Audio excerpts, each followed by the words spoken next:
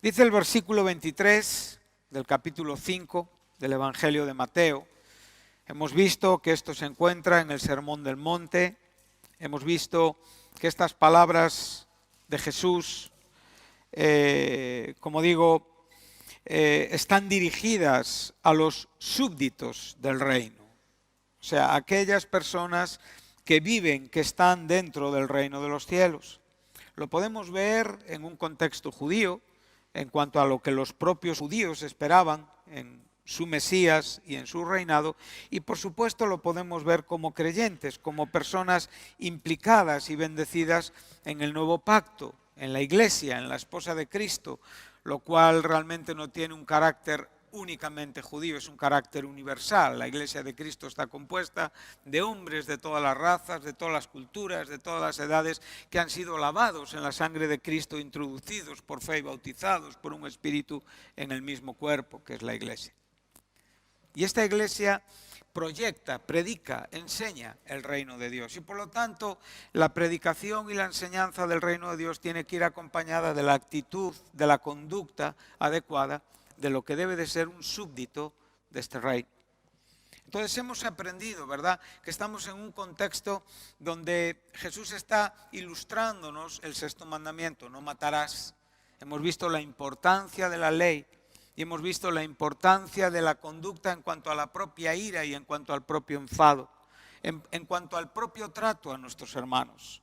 Después el propio Jesús nos va a enseñar, y es aquí donde en el versículo 23 nos habla de nuestros hermanos. Nuestros hermanos en este contexto son aquellos que comparten la misma fe que nosotros, e incluso Jesús va más allá, nos habla de nuestros adversarios, o sea, aquellos que realmente tienen una mala intención hacia nosotros. Entonces nosotros debemos de tener un corazón fiel a Cristo.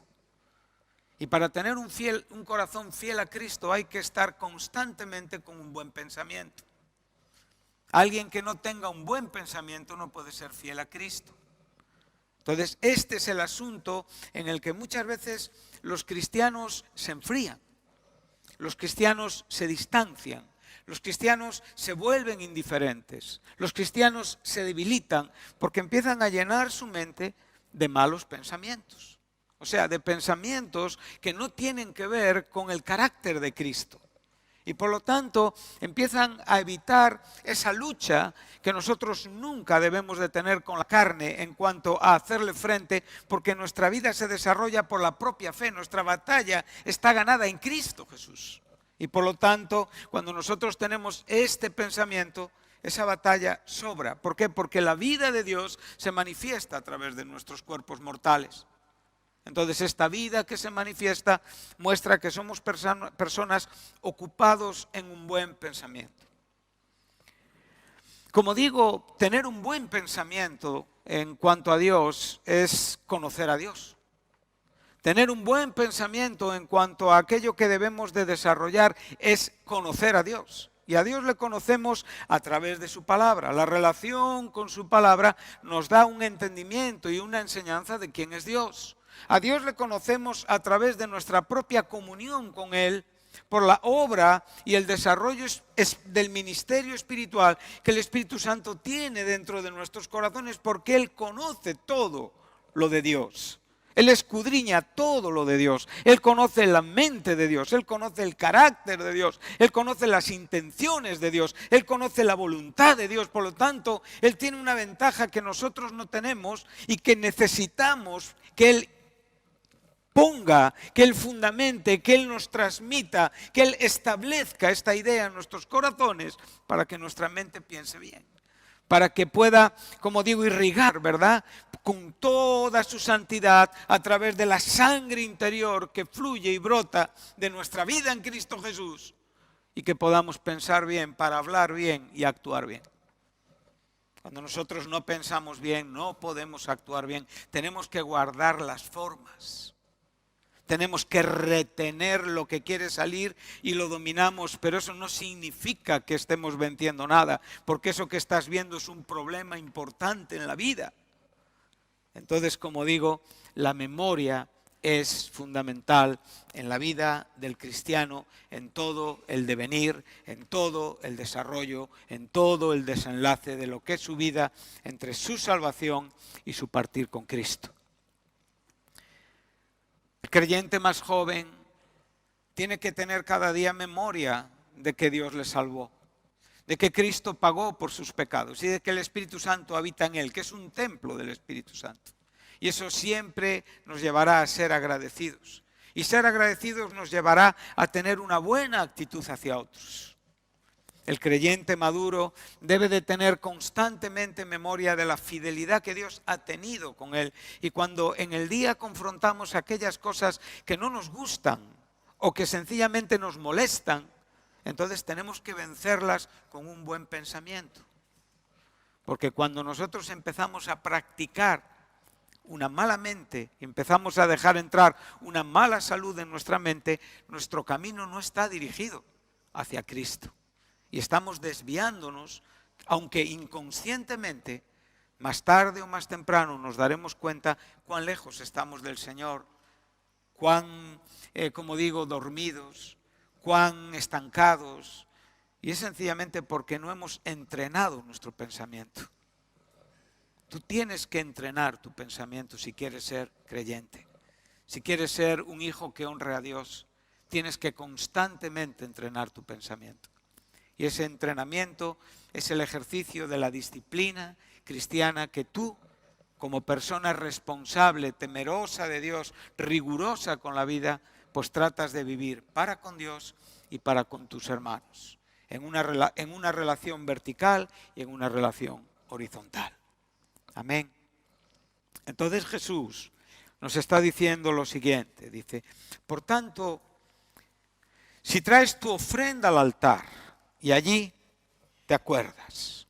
Aquí tenemos esta expresión miméscome, lo cual nos está diciendo que es un momento en el que nosotros evidenciamos por medio del recuerdo algunas cosas en las que Dios nos está indicando.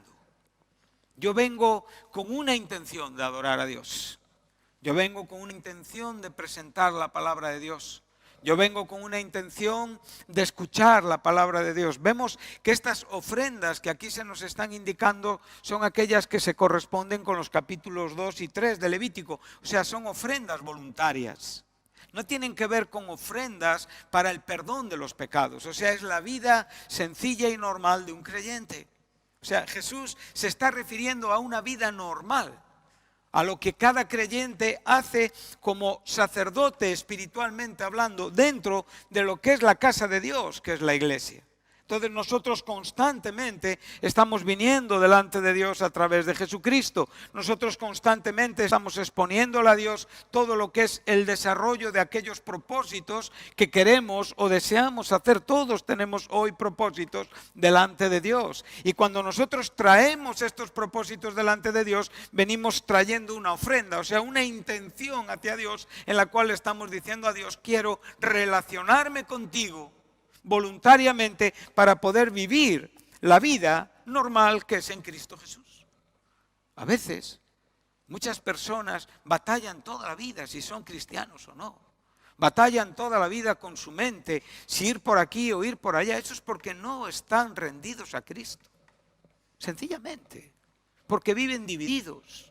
Porque en el fondo aman cositas que no tienen que ver con Dios. Cada uno tiene que ver, como digo, cuando se nos presenta un catálogo, las cosas que nos gustan y lo que estamos dejando que en nuestro corazón tenga fuerza. Y cada uno tiene que verlo muy personalmente, muy exhaustivamente, muy honradamente. A veces yo en el día a día me encuentro con serios tropiezos en mi propio corazón que tengo que diagnosticar y tengo que debilitar y tengo que destruir por mi propio deseo de agradar a Dios. Pero si yo no destruyo estos principios, entonces le estoy diciendo a Dios que quiero entregarme a mi propia idea de la vida. Y cuando yo vengo con una ofrenda, claro, aquí la ilustración tiene que ver con que hay una memoria de que algo no está bien en la vida. Pero no tenemos que ceñirnos únicamente a que de repente Dios nos ilumina la mente y nos recuerda que puede haber un hermano que no esté satisfecho con nosotros. en base a principios correctos, no a caprichos. No nos podemos enfadar a caprichos. No nos podemos enfadar porque algo no nos guste. Así no funcionan las cosas en la iglesia. Si tú te ofendes con alguien, ten un fundamento para ofenderte y presenta un fundamento bíblico y defiende un argumento bíblico. Y entonces esa persona tendrá que pedirte perdón si es un cristiano honrado y honesto. Pero está claro que aquí el asunto no solamente se ciñe a que yo vengo y realmente tengo una situación y tengo que ir primeramente a establecer un acuerdo antes de que mi ofrenda sea aceptada. Entonces, para mí aquí lo fundamental, lo importante, tiene que ver con mi memoria, ¿no? En este momento yo recuerdo, y en este recuerdo hay como una simbiosis, ¿no? Hay como, esta palabra quiere decir que hay como una interacción entre Dios, su Espíritu Santo y mi vida. Su Espíritu Santo me da una conexión con Dios que me está dando una idea de cómo están mis situaciones. Y aunque yo vengo delante de Él con buena voluntad y con buenas ideas, hay asuntos que están estorbando mi propia vida. Y Dios me dice que tengo que solucionarlos antes de seguir adelante con una ofrenda que no tiene sentido. Entonces, como digo, esta es la vida normal que todos nosotros tenemos. Todos venimos a la iglesia y todos, como digo, presentamos nuestras ofrendas delante de Dios. Pero aquí hay una importante verdad y que tienes que considerar y valorar. ¿Realmente Dios está recibiendo tus ofrendas o hay asuntos que estorban? Entonces, la memoria, el pensamiento, nos va a ayudar muchísimo. Entonces, yo actúo en consecuencia, no dejo que el día se termine o no dejo que la semana se termine. Tengo que actuar, no puedo vivir así, no me puedo dejar morir.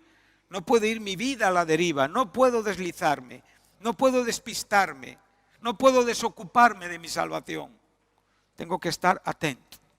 Entonces, cuando nosotros estamos pensando en esto, para que de nuevo conectemos, ¿no?, la razón por la cual llegamos hasta aquí en esta serie de sermones, por un momento vamos al capítulo 14 de Números de nuevo, para recordar que ese en cierta manera fue un punto de partida en todo el itinerario que desarrollamos a lo largo de todo este tiempo con estos sermones. Entonces ahora vamos a poner el capítulo 14 de Números en contraste con el capítulo 8 de Deuteronomio, que fue el que nos trajo, o el que es más inmediato hasta este punto. Amén. Entonces recordamos el capítulo 14 de Números, texto muy bonito. Verso 19, ya no tenemos necesidad de ubicarnos, estamos más que ubicados, sabemos muchas cosas de este capítulo, que posiblemente volveremos, pero ahora dice, Moisés concluye de esta manera. Él hace un ruego, recordamos, él está comprometido con la palabra de Dios, él está comprometido con la gracia de Dios, él está comprometido con la misericordia de Dios, pero él está comprometido con la gloria de Dios principalmente. Y él está tratando de pensar bien en medio de todo lo que está sucediendo. Él está en una batalla interior, como nosotros estamos a veces en una batalla interior. Amén. Entonces, él ruega, él identifica al Señor en su carácter, conoce al Señor. Él es el Dios que es lento para la ira y es grande en misericordia. Él llega a equilibrar, si recordáis correctamente, el gobierno y la gracia de Dios. Él sabe perfectamente que algunas cosas sucederán porque Dios soberanamente gobierna y va a actuar en consecuencia. Y otras cosas sucederán porque la propia misericordia de Dios va a actuar también en aquello que es necesario. Ahora, él sigue diciendo, verso 19, perdona ahora la iniquidad de este pueblo. Este es el ruego de Moisés. Según la grandeza de tu misericordia. Y esta es la frase que a mí me importa. Y como has perdonado a este pueblo desde Egipto hasta aquí. Esto es una frase que está llena de un contenido bíblico, de un alimento espiritual, mucho más allá de lo que podemos ver sencillamente en una interpretación histórica.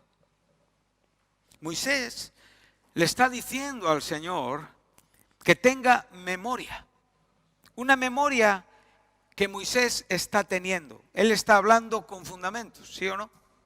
Él está hablando con una verdad, ¿sí o no? Y él está exponiendo su oración y su pensamiento en base a lo que ha conocido de Dios. Recordamos que cuando nosotros llegamos al capítulo 8 de Deuteronomio, recordamos esas palabras. ¿Qué decía Moisés? 38 años después, ya ahí, a punto de pasar el Jordán, consciente de que él no iba a entrar, pero muy entendido de la gracia y de la misericordia de Dios. Moisés fue un gran siervo de Dios, aun cuando no entró en Canaán. Pero él les dijo claramente, te acordarás. O sea, les está diciendo, ¿te acordarás de qué? De lo mismo que él está hablándole al Señor en su oración. Los argumentos no cambian en las generaciones. No hay diferentes maneras de entrega, ni diferentes maneras de ver la vida. Nosotros podemos vivir, como digo, vinculados dentro de una situación, dentro de una obra, y llegar a adaptarnos a un sistema, y llegar a adaptarnos a unas circunstancias y defendernos bien incluso. Y llegar a tener una ejemplaridad, pero eso no significa que estemos comprendiendo a Dios. Esto es lo que debe de preocuparnos, que nuestro mensaje no cambie, para que podamos otorgar a las generaciones nuevas el mismo mensaje que hemos tenido nosotros. Moisés no cambió su repertorio, el mismo mensaje era lo que tenían que entender cuando estuvieran en Canaán. El desierto les había preparado, el desierto había sido un medio de Dios para poder conocer a Dios y para poder conocerse un poquito a ellos mismos. A veces el desarrollo en nuestra sociedad donde vivimos, a veces las circunstancias donde vivimos, en vez de dar fuerza, a tu opinión o a tu razón, entiéndelo como un argumento para que tú te conozcas y actúes en lo que tú estás viendo. Y muchas veces esto lo obviamos, hermanos, totalmente, porque nos ciega la razón. Pero esto, cuando se deja correr más tiempo del que debe, puede llevar nuestra vida a un estado de agotamiento difícil de retomar posteriormente. A veces creyentes caen en pecados, de los cuales es muy difícil levantarse. ¿Por qué? Porque han olvidado esta memoria, porque han perdido el pensamiento de Dios, que ha empezado con un pequeño detalle, que ha empezado con una pequeña oferta. Recuerda siempre que Satanás estará ahí siempre con su presentación, con su catálogo en cuanto a lo que es tu vida en la iglesia. Él quiere enseñarte cómo debes de conducirte en la iglesia. Él es capaz de dirigirse a ti como se dirigió al Hijo de Dios y decirle, mira, todo esto me pertenece y yo esto te lo doy si tú postrado me adoras. O sea, sencillamente tienes que entender, aceptar lo que yo te ofrezco para encontrar esa felicidad que tú buscas. Como digo, Jesús le contestó muy claro, solamente al Señor honrarás. Ese es el pensamiento, honrar al Señor en cada momento de nuestra vida. El ministerio tiene y debe ser así. La vida cristiana tiene y debe ser así. Es honrar al Señor con nuestra vida interior, la que nadie ve. Yo puedo expresar maneras que pueden dejar a las personas con la boca abierta. Yo puedo jactarme incluso de las cosas que hago y ser vacío en mis acciones. Y esto me puede pasar a mí y te puede pasar a ti. El Señor no quiere que seamos pollos sin cabeza, que no andan con sentido. El Señor quiere que nuestra mente piense, como dice Pablo a los Corintios al final del capítulo 2, dice, más vosotros tenéis la mente de Cristo. ¿Qué quiso decir Pablo? Vosotros tenéis el Espíritu de Cristo. Indudablemente la mente de Cristo solo la tiene Él. Pero nosotros tenemos el Espíritu de Cristo para comprender y para pensar como Cristo quiere que pensemos. Oh, qué bueno, ¿verdad? Yo cuando me pongo a pensar en estas cosas, en esta tarde, yo llenaba mi corazón reflexionando, pensando en las generaciones, en todo el proceso donde estamos, y oraba al Señor, Dios mío, que nos diera gracia para poder conectarnos espiritualmente. Que te diera gracia para poder actualizar tu vida, aunque sabes que vienes de muy atrás, pero el Señor te quiere ahí, no para que te jactes, sino para que des muchas gracias humildemente al Señor, porque puedes pensar como a Él le agrada.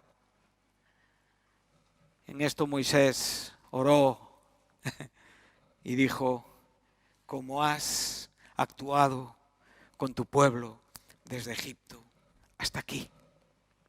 38 años después seguía pensando igual. Qué hombre más equilibrado. Le conocieron con 80, le conocieron con 120 y le vieron exactamente igual en sus pensamientos. Que el Señor nos ayude a ser así. Satanás quiere introducir una pérdida de tiempo en nuestra vida. Preocúpate por los demás, preocúpate por las cosas de otros, pero en mala manera.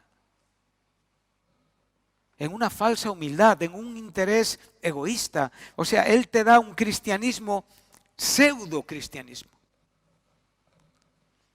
Y nosotros tenemos que discernir, porque no es fácil discernir, ya que humanamente no podemos discernir. Somos absolutamente estériles, impotentes ante el poder espiritual del enemigo de nuestras almas. Solo podemos resistir, solo podemos vencer con un pensamiento en Cristo Jesús. ¿Qué quiero decir con esto? Quiero decir que uno de los milagros principales que encontramos en la Escritura es que podemos llegar a coincidir con Dios en su manera de pensar. Yo reflexionaba sobre esto. Ahora, tú me dirás: José Carlos, acabas de decir que no tenemos la mente de Cristo. Claro. Y yo sé que Isaías 55, 8 y 9 dice que mis pensamientos son más altos que vuestros pensamientos. Y son pensamientos absolutamente inencontrables. Y que son pensamientos que por mucha posibilidad humana, acción humana que haya, nunca llegaremos a estar a la altura. Eso es lo que está enseñando Dios a este pueblo. En Isaías les está diciendo que sus planes y sus propósitos son mucho más gloriosos, mucho más preciosos, mucho más maravillosos que los que ellos tienen en cuanto a sí mismos. ¿Sí? Pero es verdad que nosotros, aún entendiendo que el Dios soberano, omnisciente, aun aquel que no comparte sus atributos incomunicables con nadie, en su gracia y en su misericordia nos ayuda a concordar con Él en sus pensamientos. Y de esto depende nuestra vida cristiana, nuestro aprovechamiento de vida cristiana. Si tú no concuerdas con los pensamientos de Dios, estás sin rumbo. Dejas pasar el tiempo, pruebas aquí, pruebas allá. Vamos a ver si las cosas salen mejor de esta manera, pero te vas a encontrar que después de un tiempo eres el mismo, no has cambiado. Nada ha cambiado, porque no he concordado con los pensamientos de Dios. Pero si tú concuerdas milagrosamente con sus pensamientos, entonces tú vas a encontrar tu ministerio y vas a desarrollar tu ministerio. En el momento que te desconectes de su mente, estás perdido. Estoy perdido. Y me abandonaré a cualquier tipo de práctica, de deleite terrenal, de deleite mundano o del pecado, cualquiera que sea su forma o su clase. Solo la mente de Dios me ayuda a ser cristiano. Amén. Wow, qué bonito. Entonces, cuando nosotros podemos pensar como Jesús, cuando nosotros podemos pensar como el Señor, actuamos en consecuencia. Entonces ya los intereses que nos mueven, las intenciones que hay detrás de las cosas que hacemos, no son interesadas, no son egoístas, porque el Espíritu Santo no es egoísta.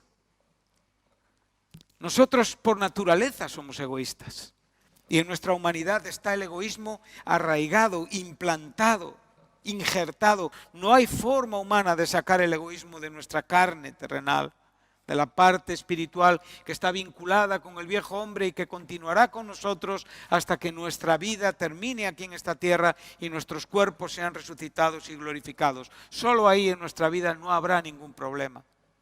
Entonces hoy nosotros tenemos realidades y las realidades hablan por sí solas. Las experiencias de unos y de otros nos enseñan que la vida es como estamos hablando. Mis fracasos, tus fracasos. Mis errores, tus errores, es porque no he pensado como Cristo. Ahora, el Señor tiene una provisión de gracia. Amén. Y su mano sigue tendida. Y Él sigue siendo paciente para con nosotros. Y Él sigue esperando de nosotros el mejor pensamiento. Y si nosotros nos arrepentimos, Él nos corrige, nos enseña y nos levanta. Y nos vuelve a dar una oportunidad de ser humildes. Y de tener un pensamiento correcto para no cometer los errores de antaño. Qué bueno es cuando el corazón del ministro saliente traslada la verdad divina a la generación entrante. Y cuando la generación entrante se apropia de esta verdad divina con todas sus consecuencias y compromisos. Y aquí es la diferencia entre unos y otros. Hay personas que están luchando por comprometerse. Hay personas que no quieren comprometerse. Y hay personas que están comprometidas. Tienes que ver dónde estás tú.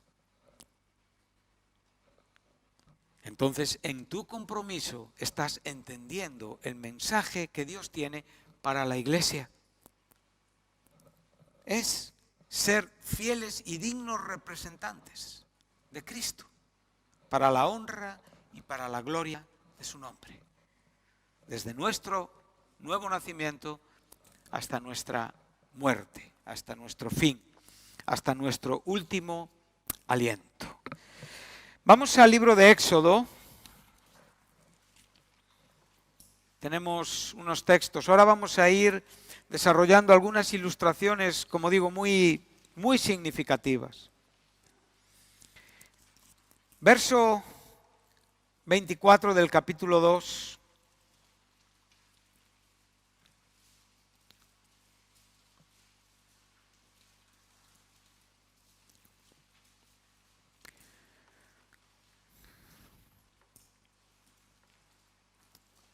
Dice así: una vez que vemos ya a Moisés enfocado hacia ese llamamiento en Sinaí, donde estuvimos, el verso 23, 24 y 25 como digo, nos enseña y nos da una comunicación, una información histórica de lo que estaba sucediendo cuando Moisés estaba siendo llamado. Dice: aconteció que después de muchos días murió el rey de Egipto. Verso 23, capítulo 2 de Éxodo. Y los hijos de Israel gemían a causa de la servidumbre y clamaron. Y subió a Dios el clamor de ellos con motivo de su servidumbre.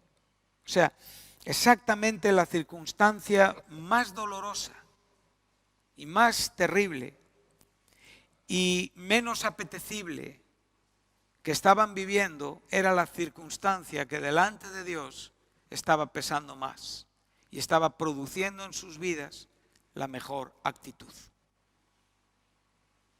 Qué bueno es esto.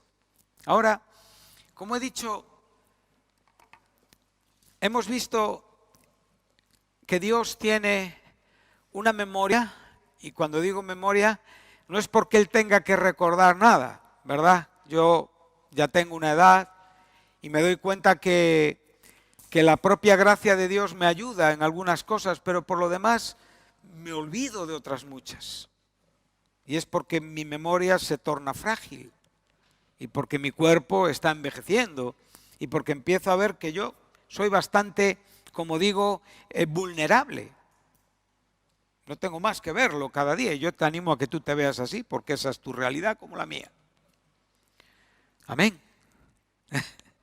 Entonces, muchas veces nosotros, como digo, despreciamos la experiencia que quiere producir en nosotros vida delante de Dios y buscamos la experiencia cómoda, aquella que realmente me permite seguir donde estoy, pero no tan apretado, no tan incómodo. Voy a tratar de servir, pero con un plan elaborado por mí. Voy a tratar de, como digo, de exponer mi proyecto, convencer, y vas a convencer a algunos o no los convencerás, pero te quieren y te van a ayudar y te respetan y te permiten estar donde estás. Pero hay gente con discernimiento en la iglesia, nunca nos debemos de olvidar que tienen ojos y ven las cosas. Sencillamente su corazón es misericordioso y siempre espera que actuemos en la mejor manera para Dios. Pero como digo, nosotros vamos a buscar atajos. Atajos para llegar a donde queremos llegar. Atajos para poder abrazar nuestros deseos inmediatos. Pero esos atajos son causa de infelicidad. Y después te encuentras con tus fracasos, tus dolores, y te rebelas con quien no tiene la culpa, cuando yo soy el único culpable, que quise andar con Dios en un camino abierto por mí.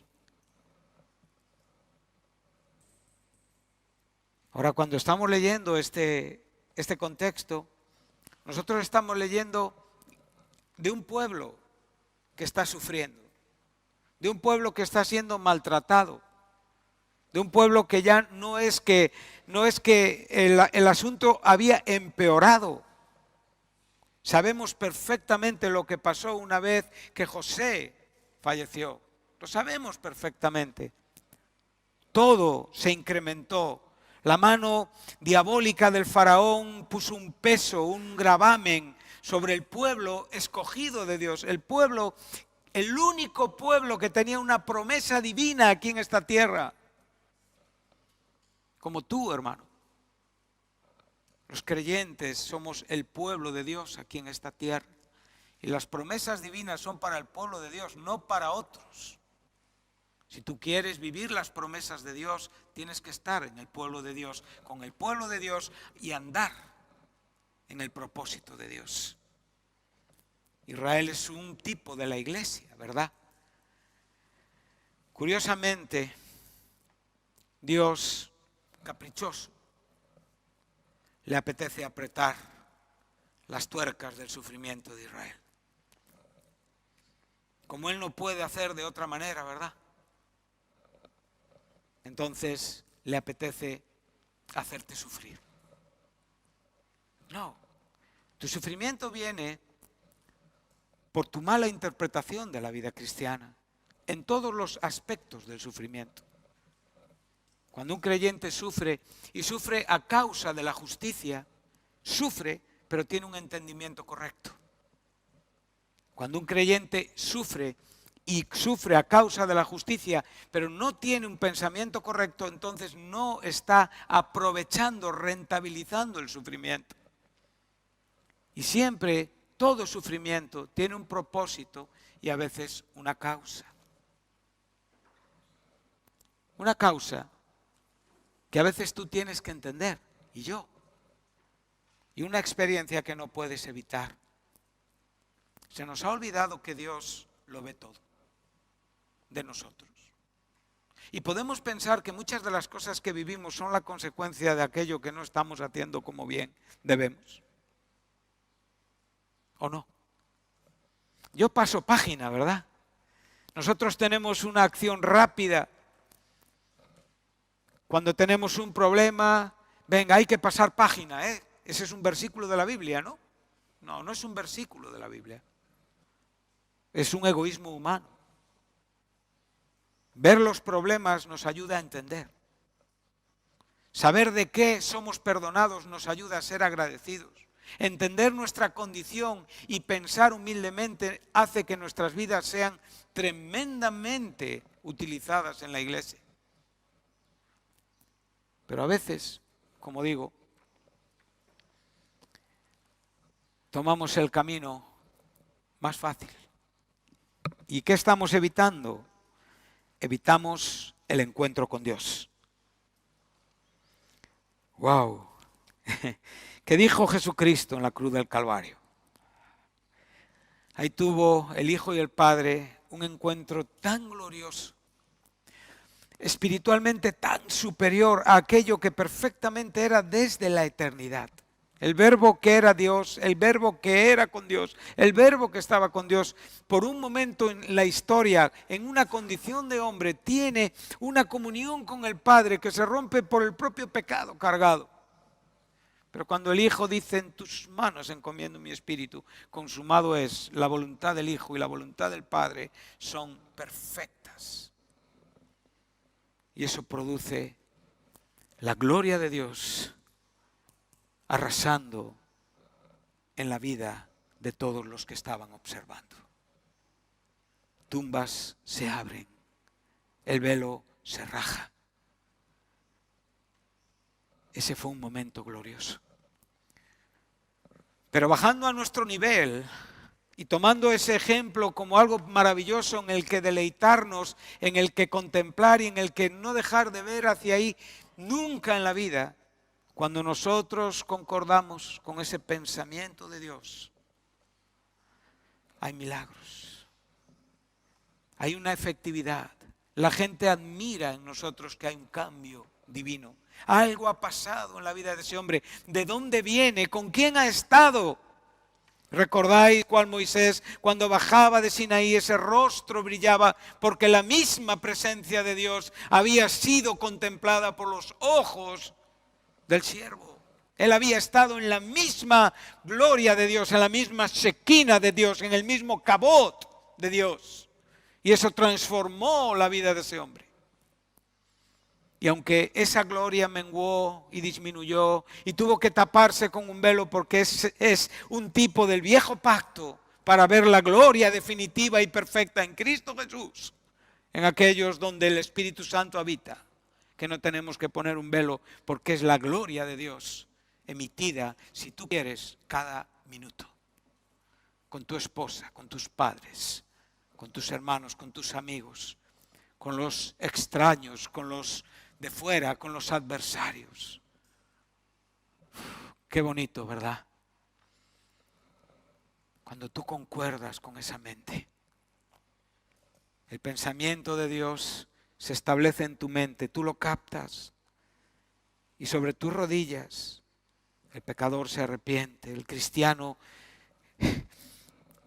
retoma el entendimiento y va adelante, aunque tenga que ir con una cruz, porque sabe que la cruz es más gloriosa que su propio camino. No hay otro mensaje para las generaciones jóvenes. Si buscamos una vida fácil, ¿la encontraremos? Sí.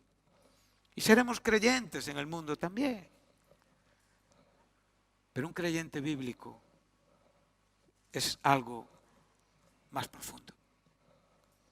Es alguien que ha negado por completo su voluntad,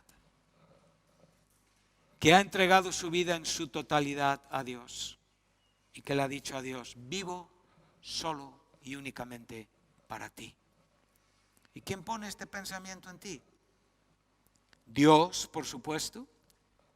Y tú, que eres influenciado por este Espíritu Santo maravilloso, entonces mueves tu voluntad y actúas en consecuencia. Es para todos nosotros. Amén.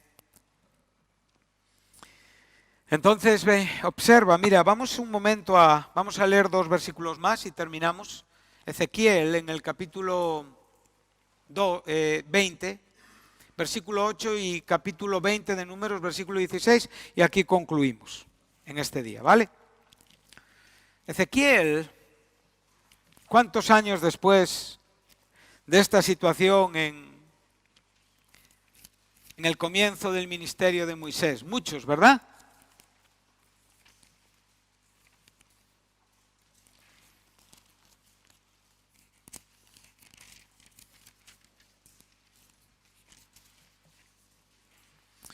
Capítulo 20 de la profecía de Ezequiel, en el versículo 8. Pero vamos a venir desde el verso 5.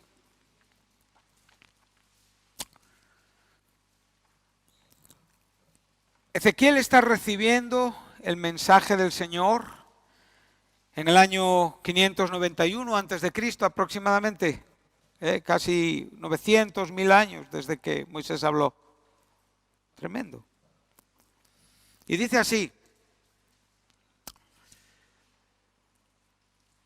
dice, y diles, así ha dicho Jehová el Señor, el día que escogí a Israel. ¿Recordáis las palabras de Moisés, números 14 y 19? La oración de Moisés. Al Dios lento para la ira y grande en misericordia, te ruego que obres en la manera en la que has actuado desde que has sacado a tu pueblo de Egipto hasta aquí. ¿Sí?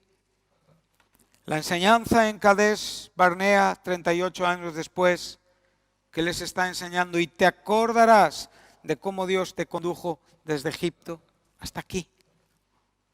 Y ahora, Ezequiel, que está muy lejos de esa experiencia en Egipto, que está muy lejos de esa experiencia en Cades Barnea, que han pasado muchas cosas, que han pasado ya muchos reyes, que ya claramente el reino de Judá se ha roto, no queda nada en estos momentos. Judá está cautivo en Babilonia. Volvemos a ver el mismo mensaje para el entendimiento de aquellos que deben de comprender y entender a Dios.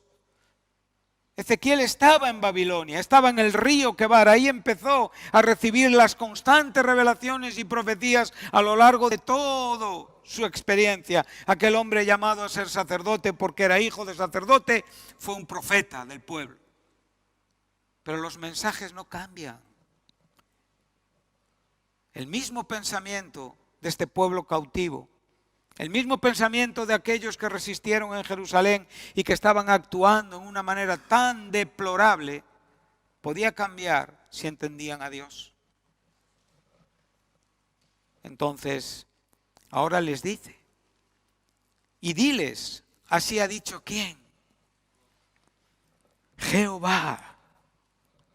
Este es el nombre nuevo con el que Dios se dio a conocer a su pueblo en Egipto, por el siervo que comprendió quién era Dios. En aquella zarza, cuando Dios le dijo, le dirás que yo soy. Entendió quién era Dios. Comprendió en su mente. El pensamiento y el propósito de Dios se instaló y el siervo pensó y movió su voluntad.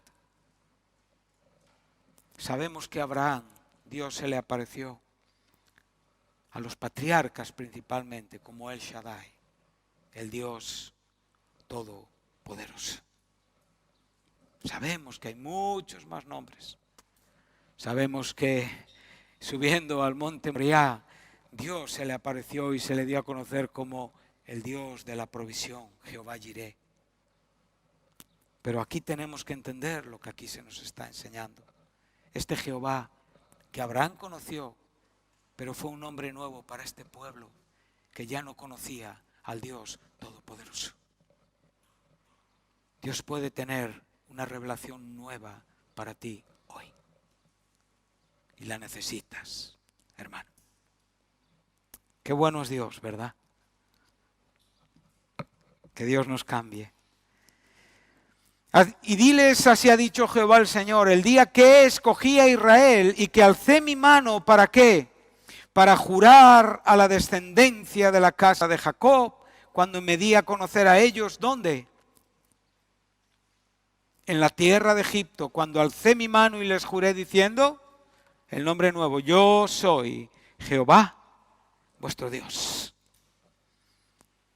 Aquel día que les alcé mi mano, jurando así que los sacaría de la tierra de Egipto a la tierra que les había provisto, que fluye leche y miel. Mira toda la historia aquí bien aclarada, la cual es la más hermosa de todas las tierras. O sea, el propósito de Dios para con nuestra vida es el más hermoso siempre. Donde Dios te quiere llevar es el mejor destino siempre. Hacia donde Dios quiere dirigir tu pensamiento es el mejor pensamiento siempre. Y nosotros tenemos que entender esto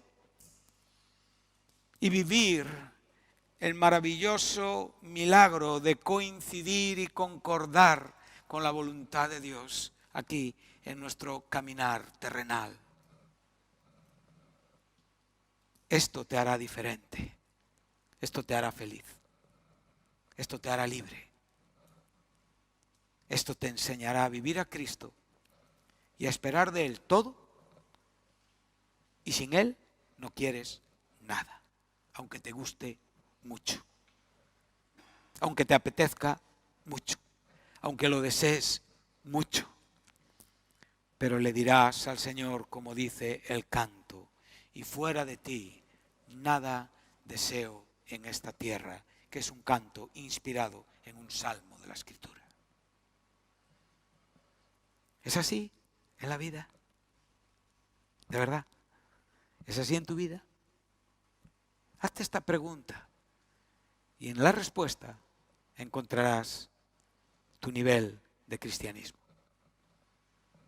No esperes mucho de Dios si realmente no quieres obedecer a su voluntad. Solo puedes esperar de Dios cuando estás dispuesto a hacer su voluntad. Y por Dios no pasa el tiempo, por ti y por mí sí. Y los años que se fueron no volverán, hermanos. Y la juventud que no aprovechas no la tendrás otra vez. Aprovecha tu vida hoy íntegramente para Dios.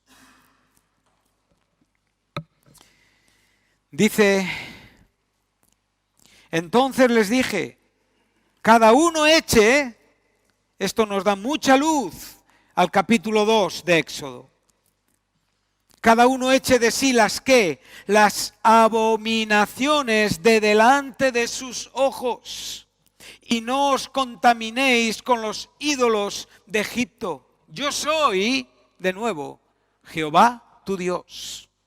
Mas ellos se rebelaron contra mí y no quisieron obedecerme. No echó de sí cada uno las abominaciones de delante de sus ojos, ni dejaron los ídolos de Egipto. Y dije que derramaría mi ira sobre ellos para cumplir mi enojo en ellos en medio de la tierra de Egipto. O sea, el sufrimiento tenía una causa.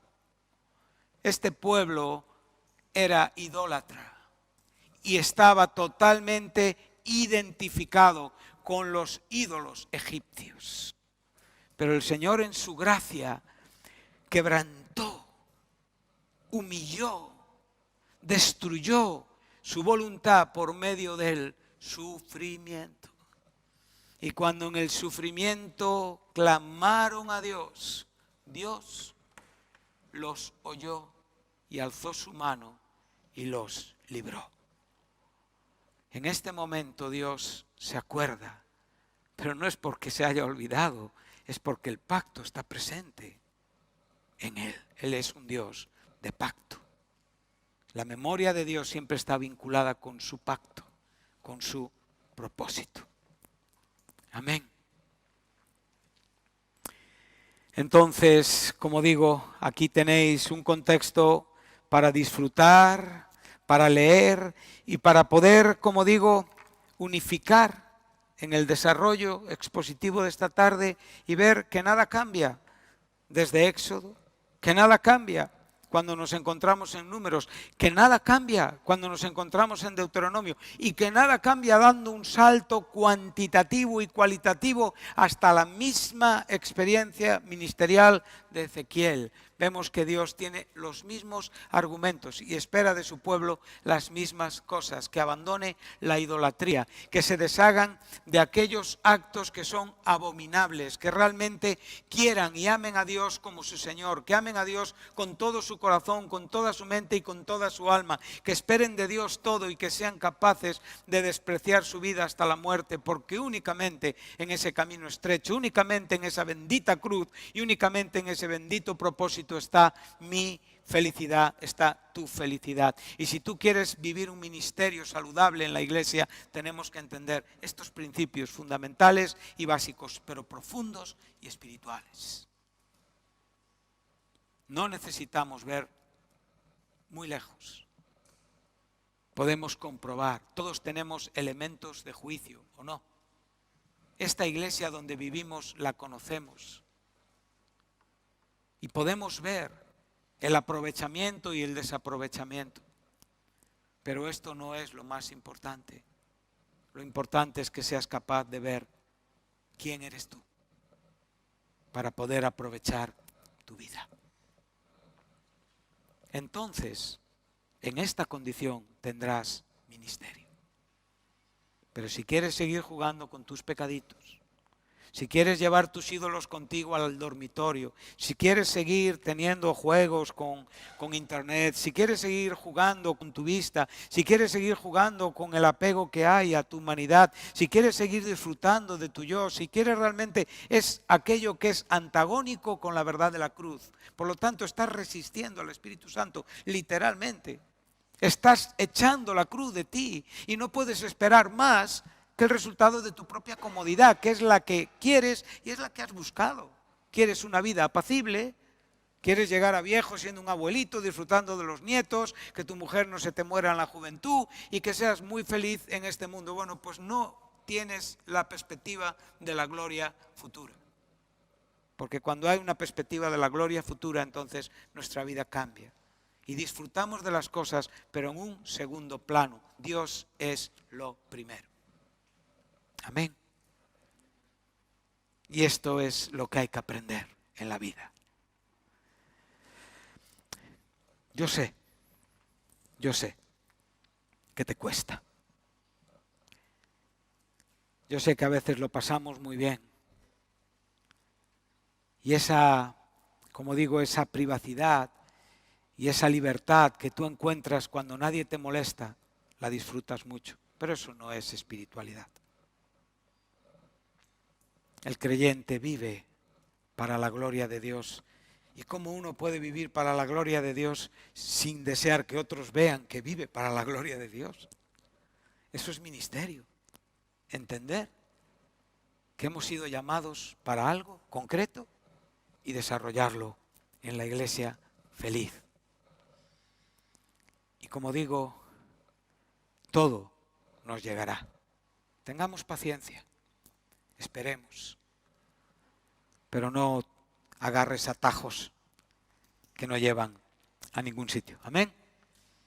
Bueno, pues no puedo decir aquí terminamos, solamente puedo decir aquí concluimos hoy para continuar Dios mediante, si Dios permite, el próximo miércoles. Continuaremos con este tema. Pensar como piensa el Señor. Gracias. Agradecemos a las personas que nos han seguido. Que Dios les bendiga, que la palabra de Dios haya sido para ustedes un bálsamo, un refrigerio, un reto también, una bendición en el nombre de Cristo.